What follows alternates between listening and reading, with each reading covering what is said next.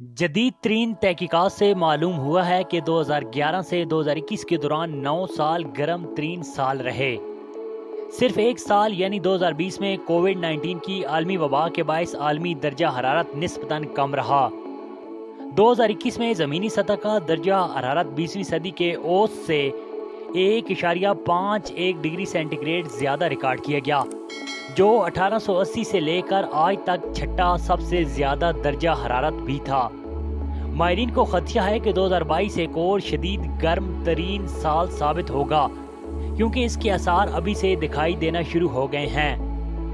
America के एक इदारे के मुताबिक दुनिया भर के औसत दर्जा हरारत में 1.04 डिग्री सेंटीग्रेड का इजाफा हो चुका है और दुनिया तेजी से 1.5 डिग्री इजाफे की इस हद के करीब होते जा रहे हैं, जो नाकाबिले बयान माहौलियाती तबाही का आगाज होगा।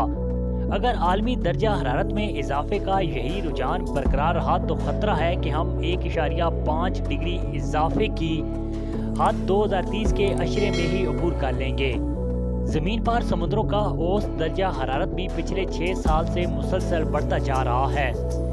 2021 के दौरान शुमाली बहरअल-कायल में सतह समुंदर का दर्जा हरारत साबका आलमी औसत से तकरीबन 2 डिग्री सेंटीग्रेड ज़्यादा, जबकि 300 मीटर गहराई में भी औसत से 1 डिग्री सेंटीग्रेड ज़्यादा रिकॉर्ड किया गया।